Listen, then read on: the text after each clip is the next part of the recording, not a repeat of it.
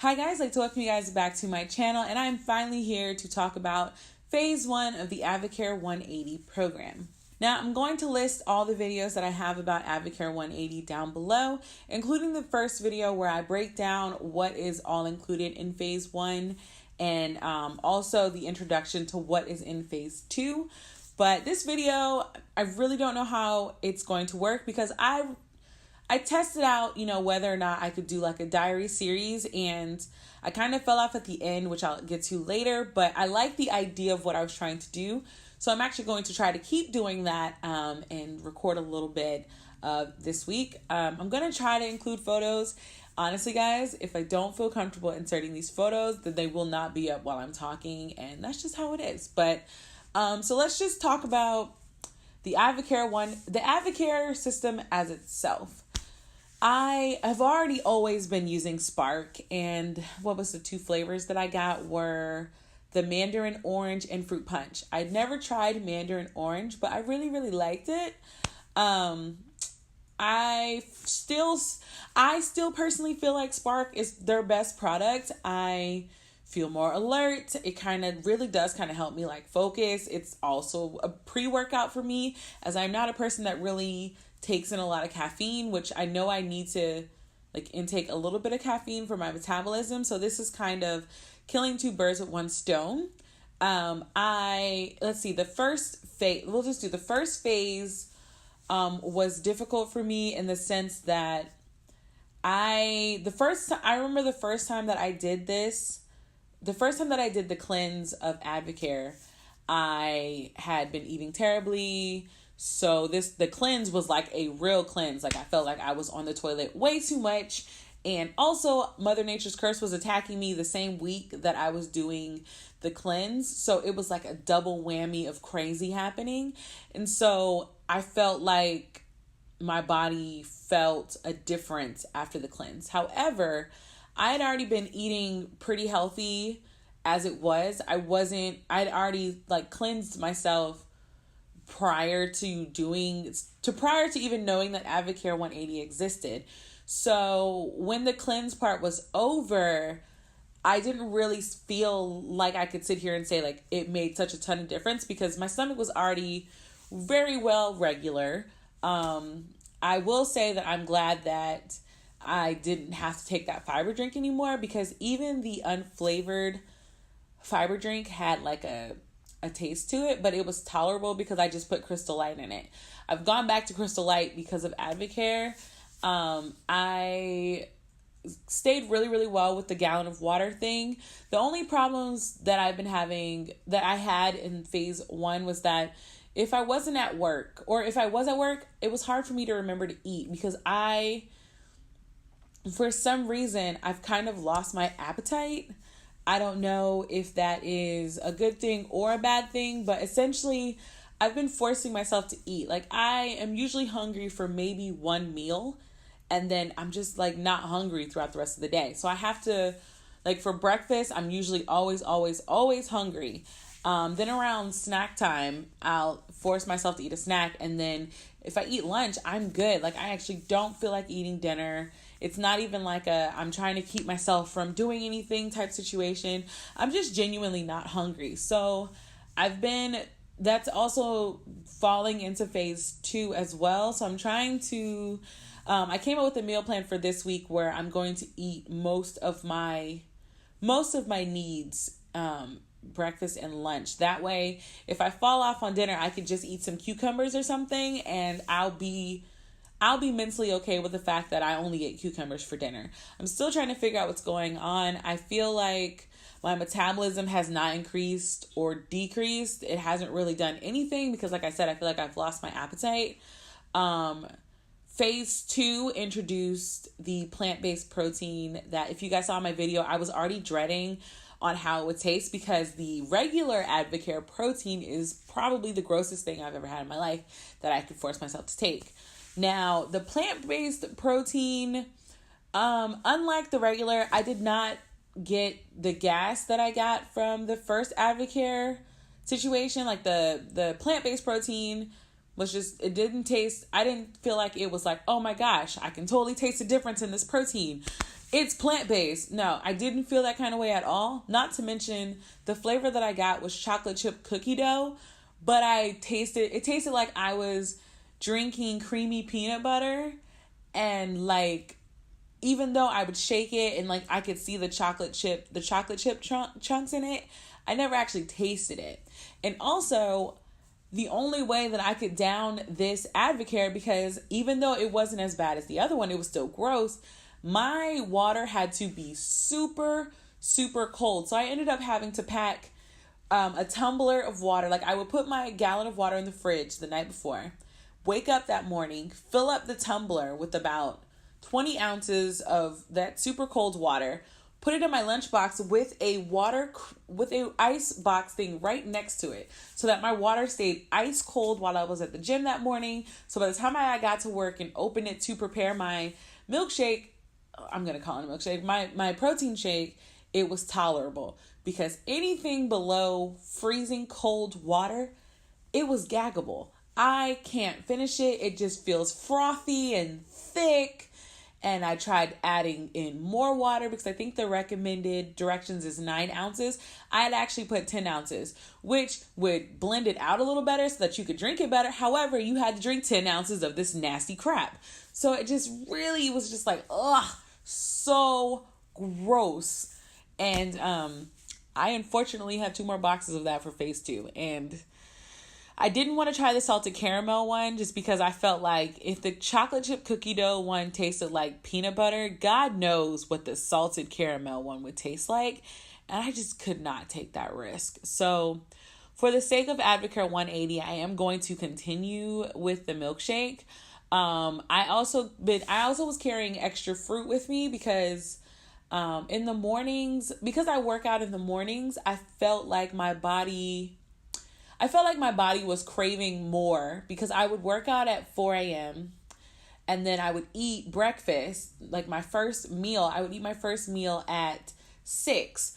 Between 4 and 6, I would drink about 64 ounces of water. I would take, for the first phase, that was fiber and spark. And then the second phase, that was a part of the M&S pills that I talked to you guys about. And which was fine, but I found it that on the days where I guess my workout, where I really got my workout in, I needed that extra fruit. And I've been really into bananas lately, despite that normally I can't stand the texture and they don't last more than 2 days. And I've been digging Honeycrisp apples and grapes. I haven't really been fiending for anything else. So I've just been feeding that to myself. It's the morning hours. I've worked out. It's not that big a deal. For lunch, I've been doing meatless meals. So they're either vegan or vegetarian. It really depended on where I got the recipes from. I tried this stuffed quinoa pepper that I got from Minimalist Baker. It was delicious. However, I also I perfected that recipe to fit me, where I did cook the quinoa inside the pepper, but then afterward I would chop up the pepper and I would add in some roasted butternut squash that I put rosemary and a little bit of sage and then salt and pepper, and I would mix that all together, and it was like a medley of goodness but no meat. So it worked out really well. I used a lot of recipes that had black beans for once, which was interesting because I was trying to substitute what I would normally do for meat. I would, substitute it for beans and things. I also perfected my tofu scrambles. My tofu scrambles taste the best on avocado toast, but I can only do that on the weekends because I just didn't have the time or energy to do it in the morning before the gym. Dinner time, like I said, if I did eat dinner, sometimes I was lazy.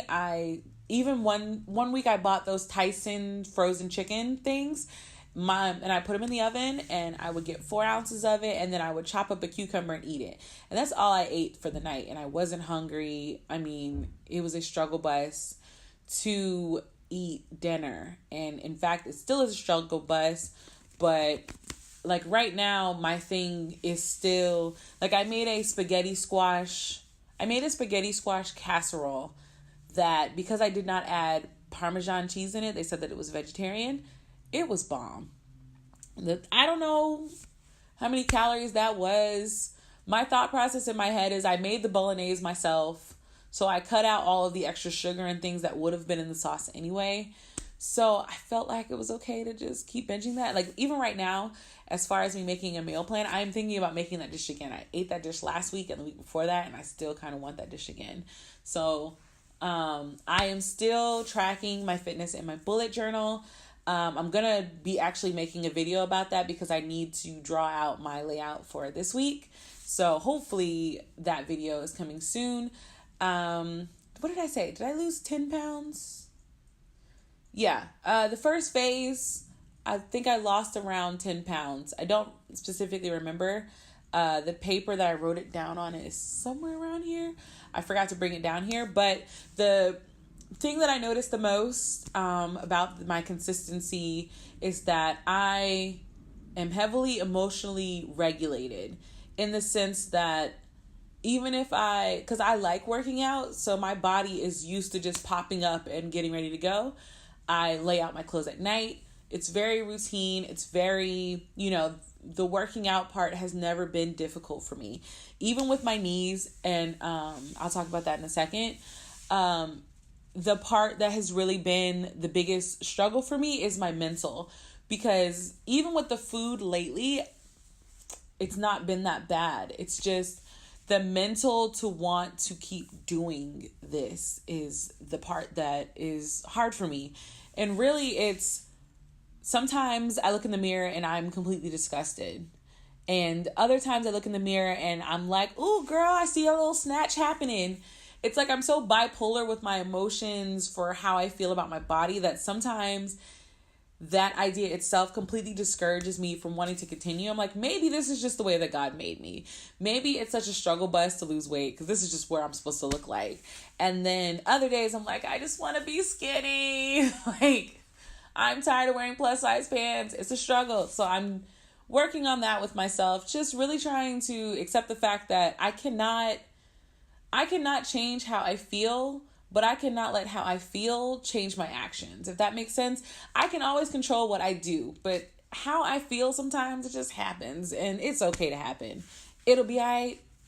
And so for phase 2, what I'm doing differently from phase 1 to kind of counteract the consistency problems that I had, I'm not traveling in phase 2, so that's a major bonus because that was hard. It did not work out the way that I planned with eating and everything.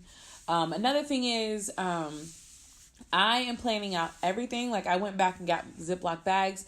I'm planning out everything down to the snacks, and I am just putting them in a reusable gallon thing that I'm just going to transfer to my lunchbox every morning. And I set alarms on my phone to remind me, because with the M&S packets, you take 30 minutes before breakfast, 30 minutes before lunch, and then you take the fiber pills and the Omegaplex that are in the pack, you take them at lunch, and then at the end of the day you take another Omegaplex, which again, like I told you guys, it's just omega-3s. It's great for your digestion. It makes you a very happy person. And I'm setting alarms to remind myself to take them because I've been monster hunting a lot. So at night, I've really just been falling off because all of my attention has been Monster Hunter. And I just know that for me to even continue to do this at all, I have to go back to doing some type of consistent thing, or I'm going to talk myself out of doing this. And then we're going to be back at square one with me talking about redoing my weight loss journey again.